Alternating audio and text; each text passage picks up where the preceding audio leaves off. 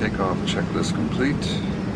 US Airways Flight 1549 has just left New York's LaGuardia Airport. Birds. And that fast, we were just on top of them. My aircraft. Your aircraft. Both of the plane's engines have stopped working. Mayday, mayday, mayday. This is Cactus 1549. The plane is falling from the sky. There are only a few seconds to decide what to do. If we can get it for you, want to try and land on runway 13. We're unable. 155 lives depend on the pilots making the right call. Hey, Cactus 1549, you can land runway 1 at Peterborough. Can't do it. With a bad option on the right and a worse one on the left, the crew decides to put their Airbus on the runway that's dead ahead.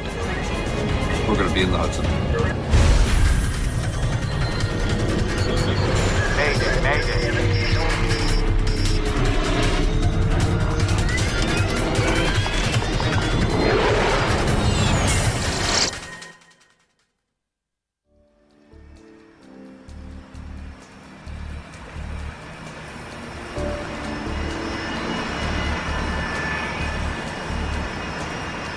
New York's LaGuardia Airport, mid-afternoon. Please take a moment to listen to this important... US Airways Flight 1549 is a short hop from New York City to Charlotte, North Carolina. At least it will be a little warmer in Charlotte. Your seat serves as a flotation device.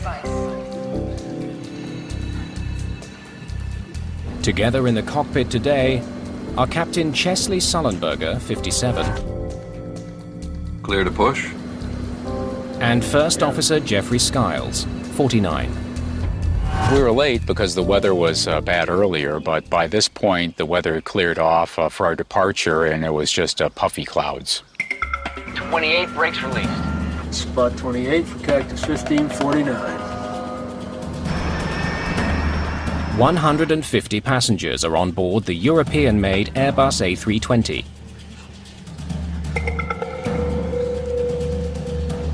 Businessman Clay Presley is on his way home to Charlotte. I arrived at the airport at LaGuardia. It was very cold. It had been snowing a little bit that day, and we had a storm coming in, so we wanted to make sure we made that flight and weren't hung up or delayed on some later flights. The crew flew in an hour earlier from Charlotte, with Sullenberger at the controls. Your brakes, your aircraft. First Officer Skiles will be flying the plane back to Charlotte. My aircraft. It's a common sharing of piloting duties. Cactus 1549, runway 4, clear for takeoff. Cactus 1549, clear for takeoff. This trip marks the final leg of a 4-day sequence of flights for both men. We made our standard call-outs. It was just a normal takeoff, normal procedures on the climb out. There was absolutely nothing at all to indicate that this would be any different than any other takeoff in my entire career. But by the end of the day, they'll be the most famous crew on the planet. Gear up, please.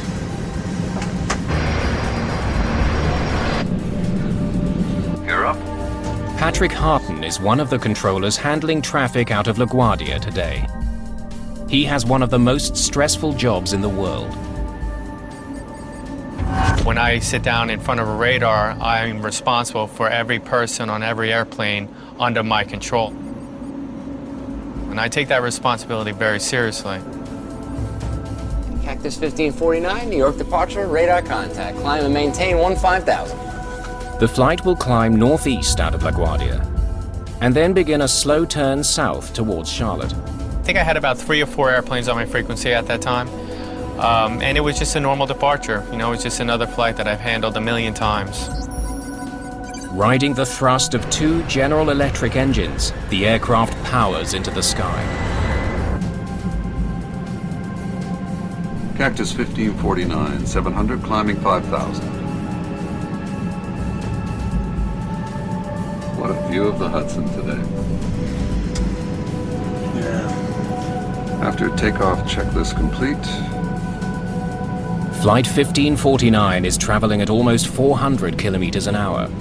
It's been in the air for just a minute and a half.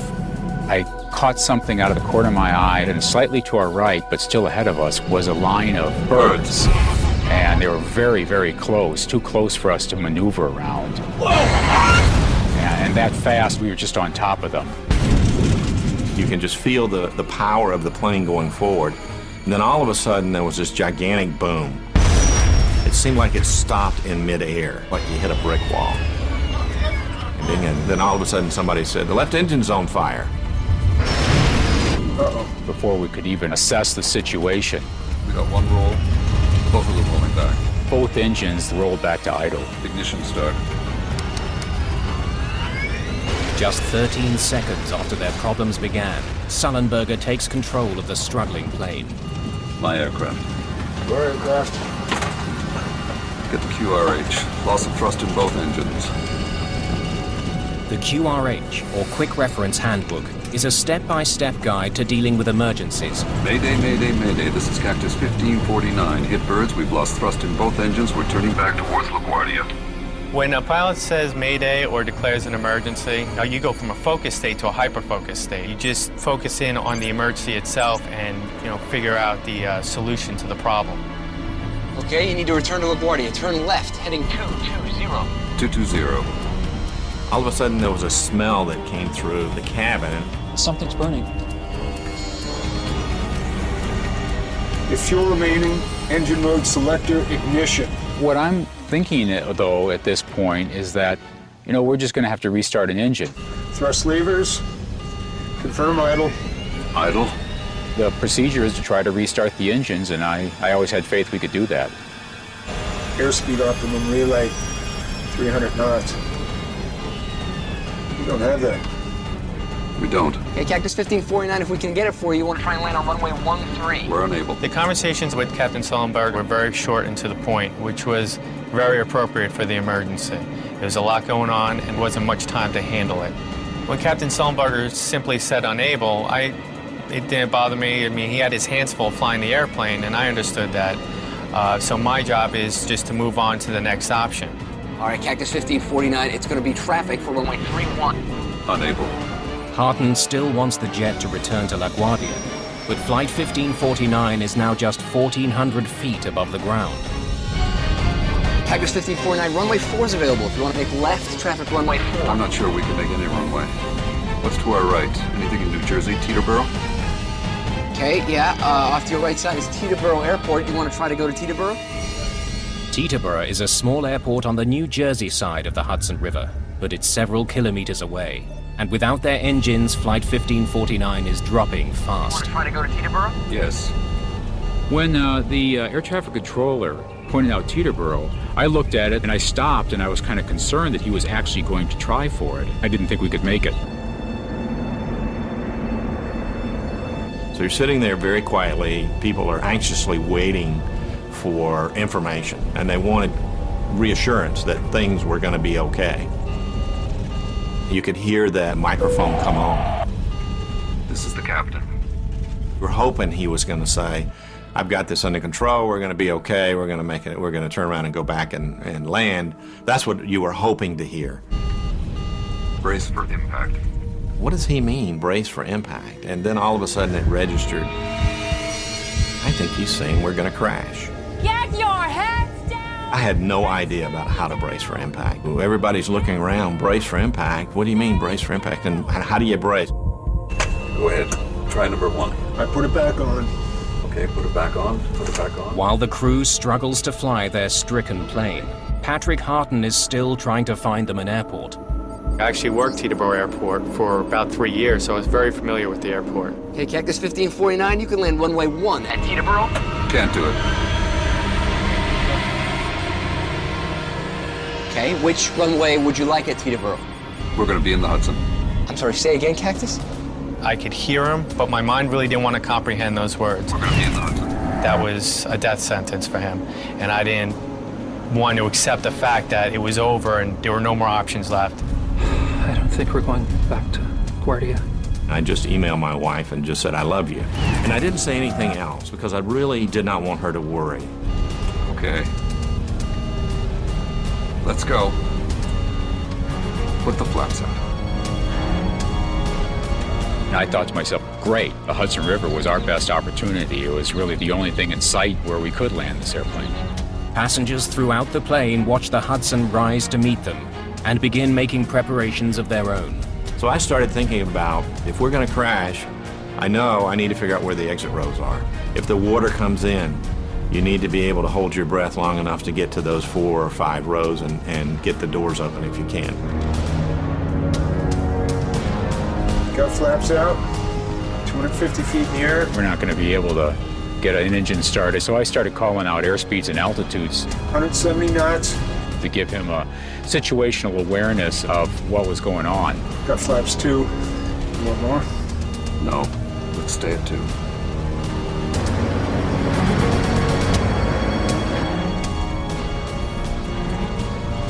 Got any ideas? Actually, not. We were so focused on what we were doing, and I always thought it would work out. Below 300 feet, Patrick Harton's radar can't see the plane. Flight 1549 disappears. When the aircraft disappeared off my radar, I just assumed that there weren't going to be any survivors. In the cabin, the passengers prepare for the inevitable. All the passengers really started kind of pulling together, and somebody yelled out as we were going down, "Be ready at the doors!" The folks at the door says, "We're ready." I was just scared to death. We're going to brace.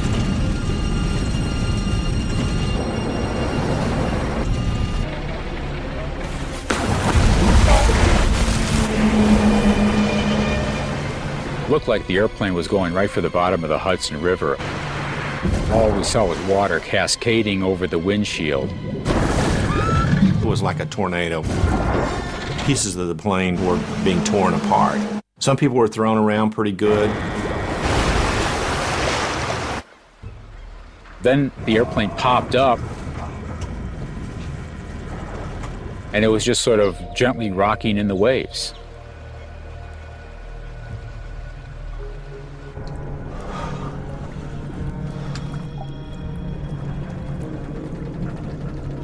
We all just sat there. We were all in shock, and we were waiting for what's next. US Airways Flight 1549 was in the air for just 5 minutes and 8 seconds. Having made a remarkable landing, the passengers and crew now face a new danger. The plane is leaking. The ice-cold water of the Hudson is pouring into the cabin.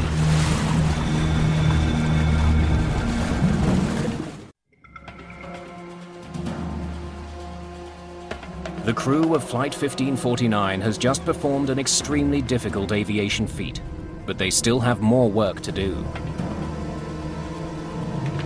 Captain Sullenberger heads for the cabin, while First Officer Skiles shuts down the plane. I stayed behind and did the evacuation checklist, and so it was probably about 45 seconds before I actually went back myself in the cabin after we landed. In an instant, the $75 million plane has become an unlikely boat floating down the Hudson River. It's now filling with freezing water. That water was cold. It was very cold, so your feet are freezing. People came to their senses and they said, "Get the doors open, get the doors open." At air traffic control, Patrick Harton has no idea the plane even made it down safely. I didn't think anyone could survive a water landing like that. They got me off position because I was obviously in no condition to work traffic anymore. Harton is led to his union office. Despite his ordeal, protocol demands he recount his version of events. I really didn't want to speak to anyone. I just wanted to kind of hide under a rock.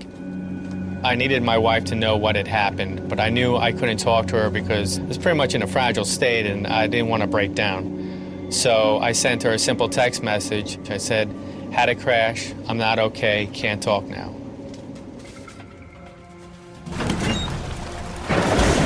Passengers nearest the exits open the doors quickly, while Sullenberger and the cabin crew begin managing the evacuation. I just jumped up very quickly and started making my way to the emergency door. And so I worked my way out onto the wing, just a few steps to start with. I started noticing that people around me had their flotation devices. They'd pulled up their seat bottoms, or they had a life jacket that they'd taken. I had nothing with me. Skiles heads back to help the crew in the cabin get passengers out of the sinking plane. He knows there's not much time, and one of the flight attendants has been injured. I went back to about mid-cabin, and Sully and I and two young men were getting seat cushions and life vests, which are underneath the seats, and we're passing them out. And I'm looking around trying to assess the situation. Is the plane going to blow up?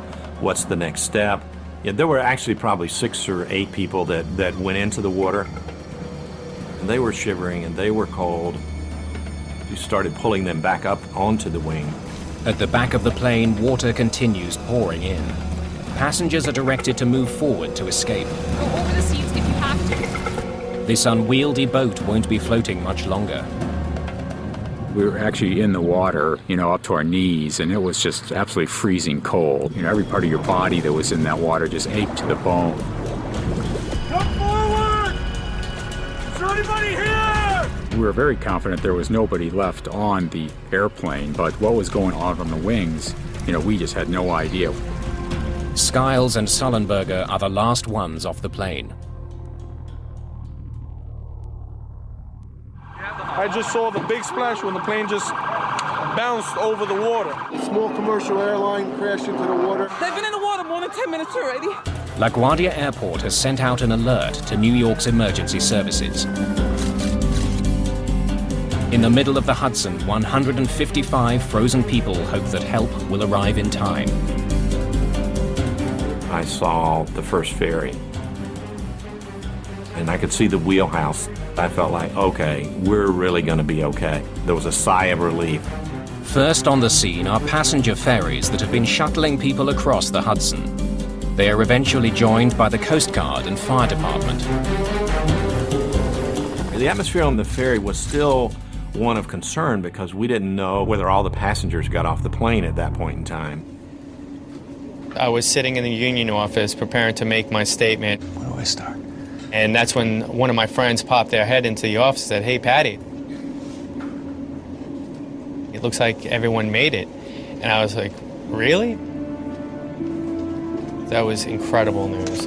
I mean, I was still traumatized by the event itself, but the fact that everyone made it was just, it's like the weight of the world was lifted off my shoulders. The entire nation looks on as every single passenger and the entire crew of Flight 1549 is brought to safety.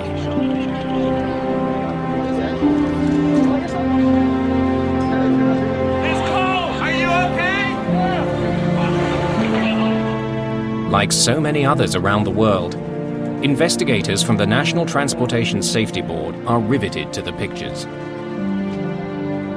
Hey, you gotta see this. We learned a little bit about the accident, of course, before we launched. The TV channels were showing the aircraft in the river and everything.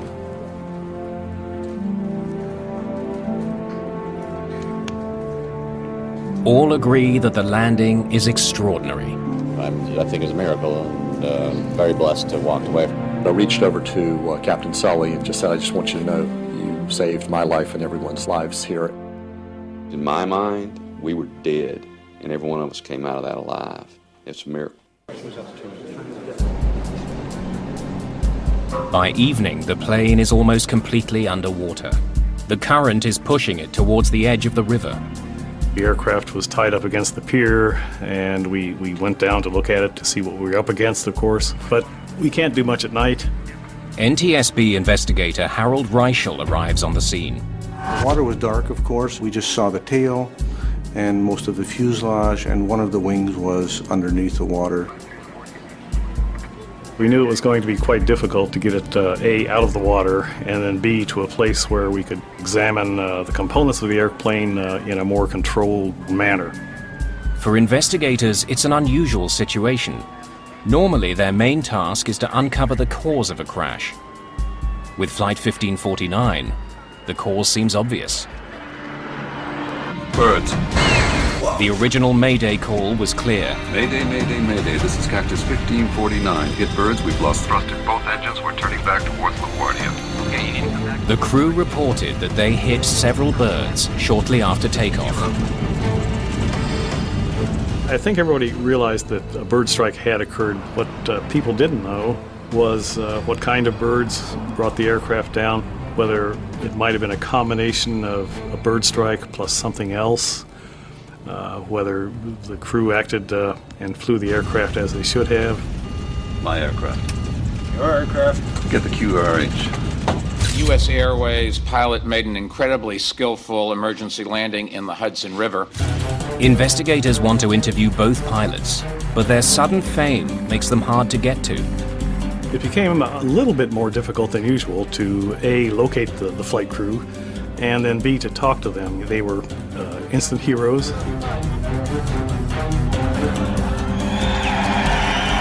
Nothing in life can prepare one for the media frenzy of a situation, like this. And it's not just the pilot's newfound celebrity that's an obstacle for investigators like Catherine Wilson.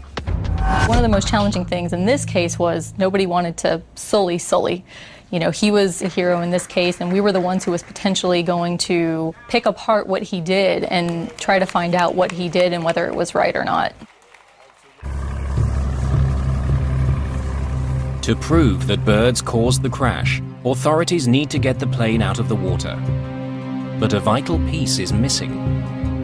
We had been told earlier that both engines were still attached to the aircraft. That turned out not to be true. So that became a major goal right off the bat, was to figure out where that second engine was.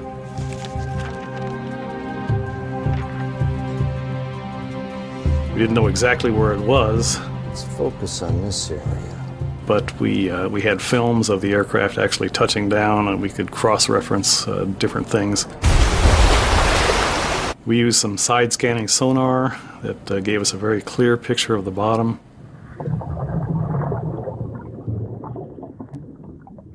It wasn't that easy to do because the Hudson River has a current, and the current changes throughout the day. So it took 3 days, ultimately, to find the engine. Within days, the recovered engine and the rest of the aircraft are moved to a warehouse in New Jersey, so investigators can study the wreckage more carefully. We certainly couldn't do it out there at the edge of the Hudson River, and you can imagine how interesting it was to take an airplane 150 or 200 feet long through a very, very populated area in New Jersey. As the plane is being moved, investigators work with the voice and data recorders. Okay, let's hear it. Which were in the most damaged part of the plane, the tail. The cockpit voice recorder and the flight data recorder were in virtually pristine shape. The aircraft had sustained quite a bit of damage in the rear end, but the recorders themselves survived very well. We were really lucky. All of the data was able to be downloaded normally. We got one roll, both of them rolling back.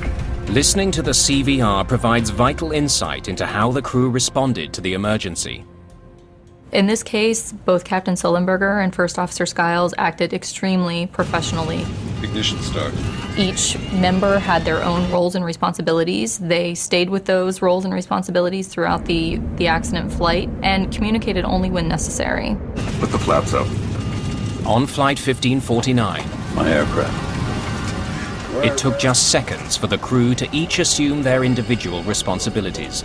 Part of the reason they handled the emergency so well was that Jeffrey Skiles had only just finished his Airbus training. This was my first trip out as a regular line pilot in the Airbus A320. I literally was right out of training.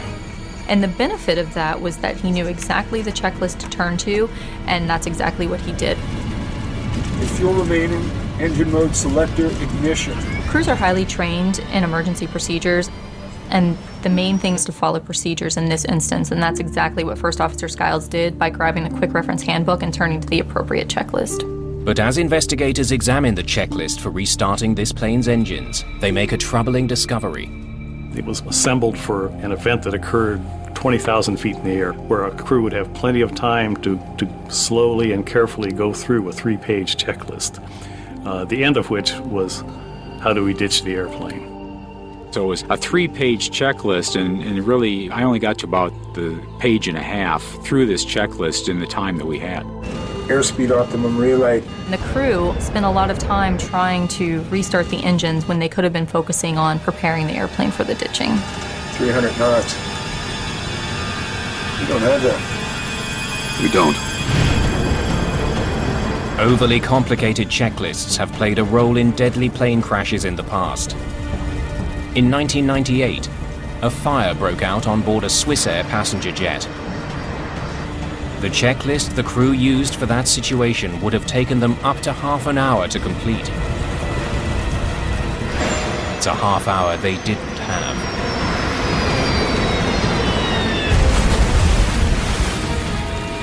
But on Flight 1549, the checklist was far from the greatest challenge facing Sullenberger and Skiles. I'm not sure we can make any runway. Water landings are notoriously difficult because unless they're perfect, they can be catastrophic. In 1996, after a hijacking, an Ethiopian Airlines captain tried to land off the Comoros Islands when his plane ran out of fuel. His left wing hit the water first, causing the plane to cartwheel. It was ripped to pieces. Of the 175 people on board, only 50 survived.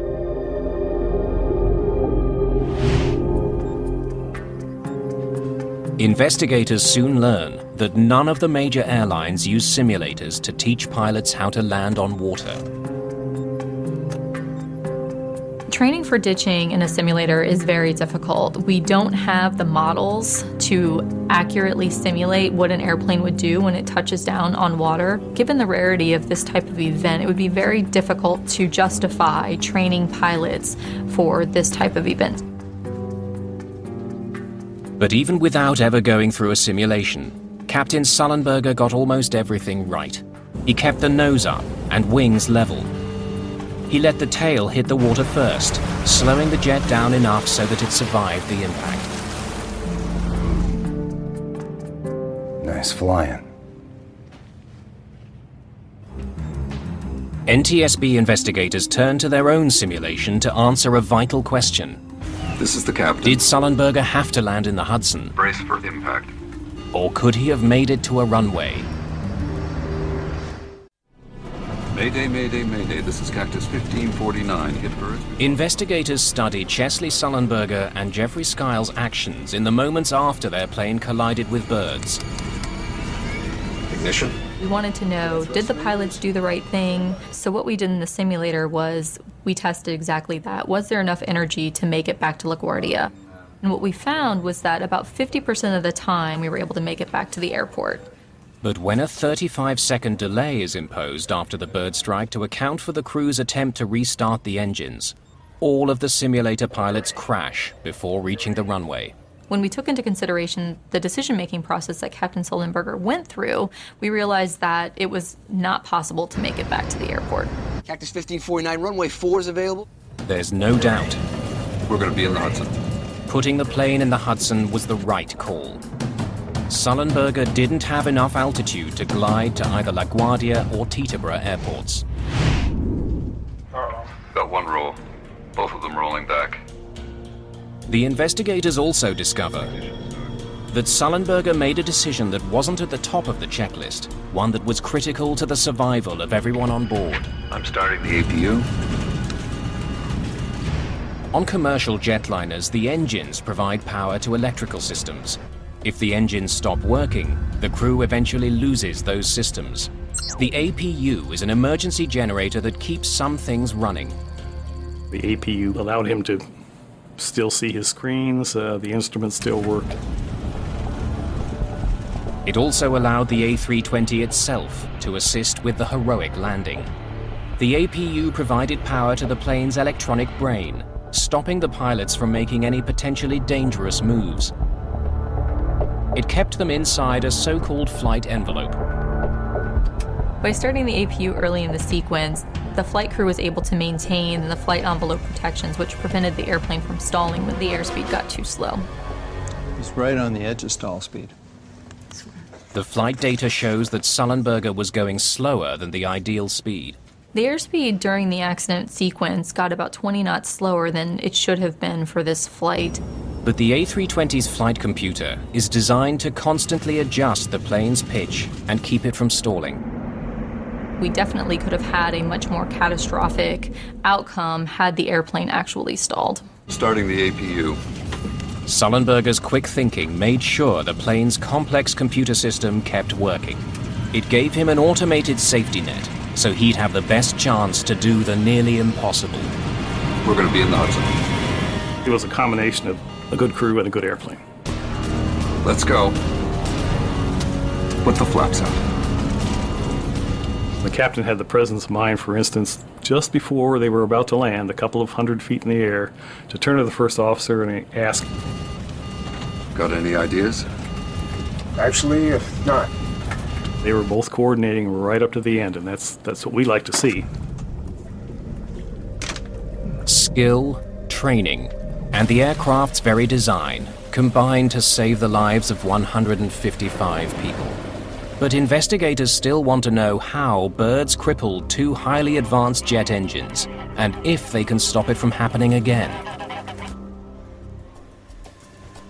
8 days after the crash, investigators are finally able to examine the engines in detail.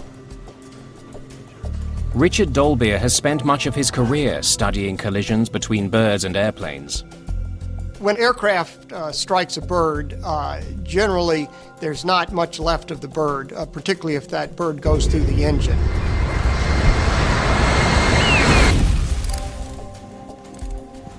The engines are analyzed piece by piece to try and figure out exactly what happened 3,000 feet above New York. Let's look inside. We expose the engine surfaces to a black light. Proteins from many tissues will fluoresce with a black light. Much of the tissue was already gone, but many of the proteins stayed on the surfaces of the engine. Look at that. Deep in the right engine, investigators find about a cup of charred remains. Most of the remains found were just muscle tissue, bone fragments, and minuscule feather remains. I was able to find about 29 samples in one engine and 14 in the other. But the engines aren't the only part of the plane that's been damaged. Birds. The aircraft hit many birds. So we found evidence on the wings and on the flaps and on the fuselage, but the plane can still fly when that occurs. The threat posed by bird strikes is well known. Bird strikes are a much bigger problem than the general public realizes. In the last 20 years, there have been approximately 210 aircraft that have been destroyed because of collisions with birds. This Boeing 757 ingested a crow while taking off from Manchester, England, later landing safely. In 2008 alone, there were 4 dramatic accidents. A Boeing 747 sucked a kestrel into one of its engines. The crew aborted takeoff and survived. The plane was ruined. This jet ingested pelicans into both engines, and one ended up in the cockpit. Repairs cost $2 million. The engine of an MD-10 was severely damaged by a gadwall. The repair cost was $900,000. And 5 people were killed when this Cessna smashed into at least one pelican. More than 200 people have died in bird strike accidents since 1988.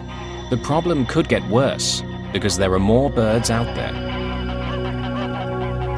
By restricting the use of pesticides that were hazardous to birds, such as DDT, we've seen a tremendous rebound in the populations of bird species. A remarkable increase in the Canada geese that are resident, non-migratory birds. Nationwide, the population has grown from about 1 million to about 4 million. At LaGuardia, one of the airport's biggest problems is a year-round goose colony on nearby Rikers Island.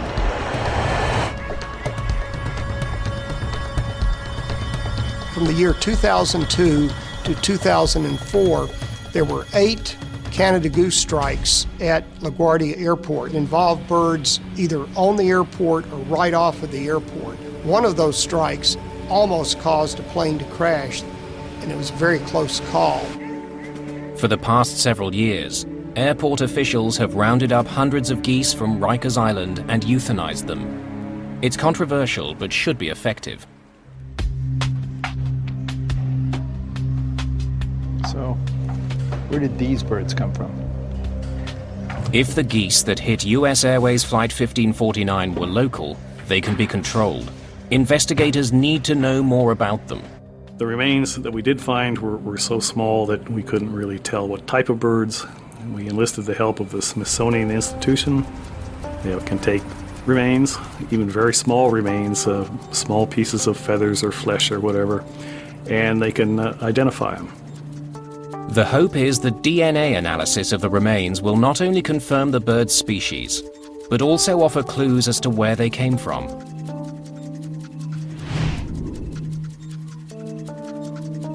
While they wait for answers, investigators turn to answering the question of how a few birds forced a 68-ton jet from the sky.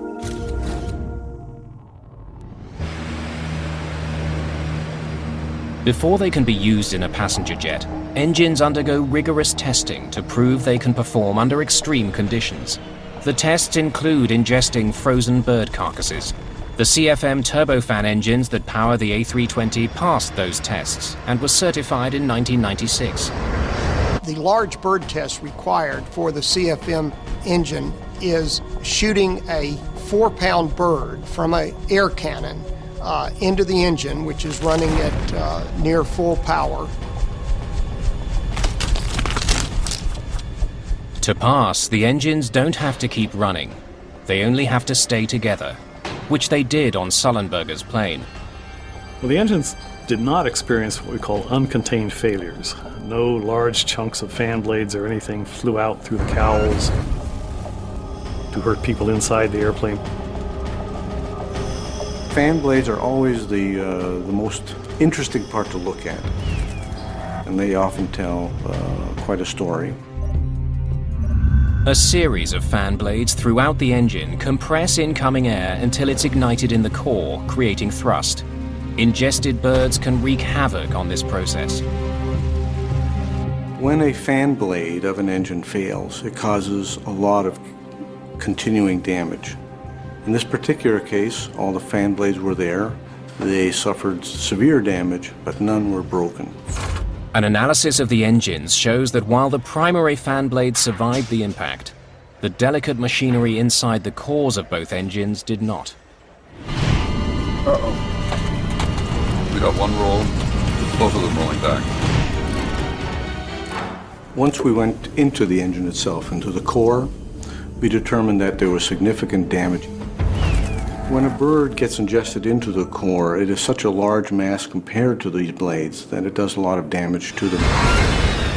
The birds ingested into Flight 1549. Mayday, Mayday, Mayday, this is Cactus 1549. Ripped apart the engine's compressors. Metal shards from these broken compressors were sucked deep into the cores of both engines, shutting them down. We've hit birds, we've lost thrust in both engines.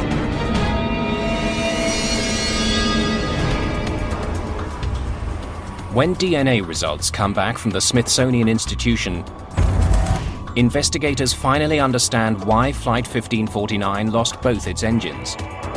The birds that struck Sullenberger and Skiles' aircraft were adult Canada geese.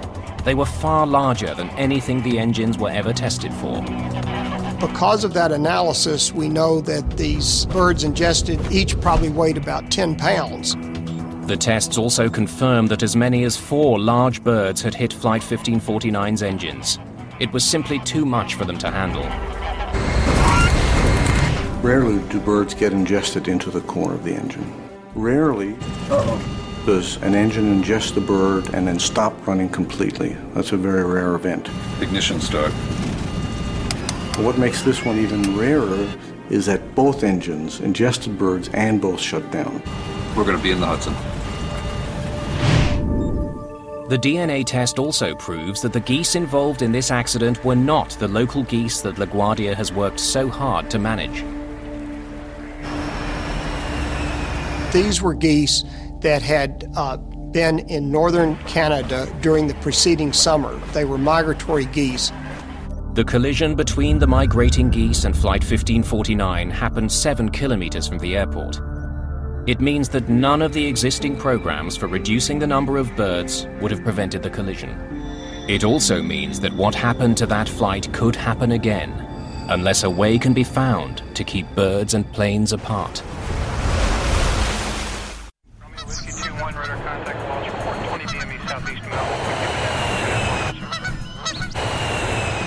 Every year, about 2 million planes pass over New York's airspace.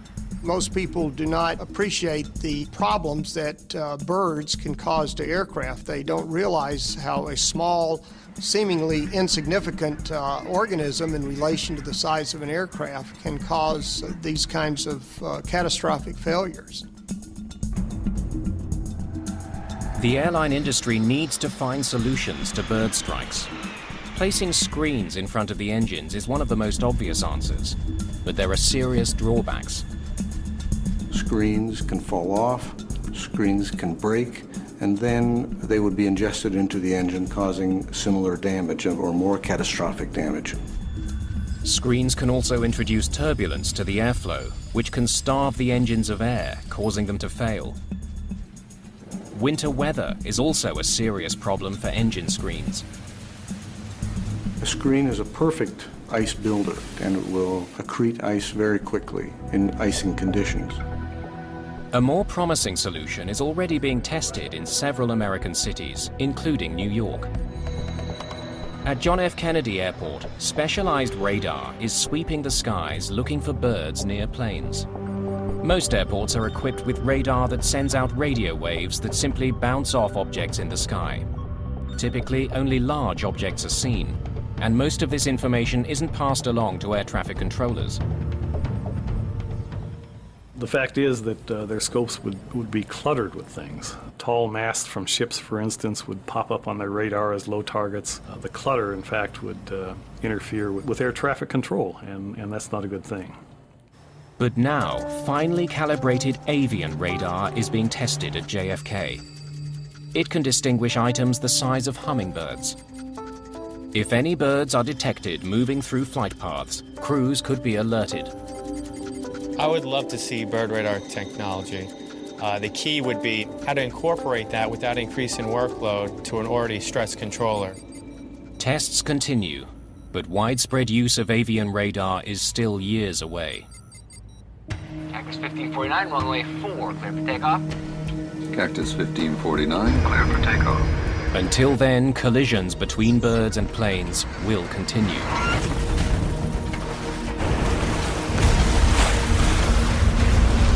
What the safe outcome of Flight 1549 proved is that right now, the best defense against this threat is a good team in the cockpit. We had a very experienced flight crew with very good training. My aircraft. Your aircraft. Get the QRH. All your training that you've done, all the years that you've been flying the airplanes, it all just comes back to you when you need it. My aircraft. Sully and I worked together extremely well on this event. I knew what was in his mind, and he knew what was in my mind. We were both accomplishing our individual roles, but we had a knowledge of the whole situation. Okay, you need to return to LaGuardia. Turn left, heading 220. 220. This event definitely puts things in perspective for you as a controller. One thing I appreciate more, the teamwork and how when you work together, you can pretty much accomplish whatever you need to accomplish. Off to your right side is Teterboro Airport. You want to try and make Teterboro? We're going to be in the Hudson. The landing in the Hudson took training and skill. It also took a bit of luck. We had a very clear day. We had a perfect condition for the river. So there was just a series of really fortunate events that occurred that assisted this crew in landing successfully on the river. Well, the safety board, we don't really deal in miracles very often, but this event had a lot of things that came together at the right time and the right place. And so a lot of us are thinking, well, maybe we do have a miracle here. What a view of the Hudson today. brand new air crash investigation is back next week. More details coming up. Stay tuned for more drama in the skies.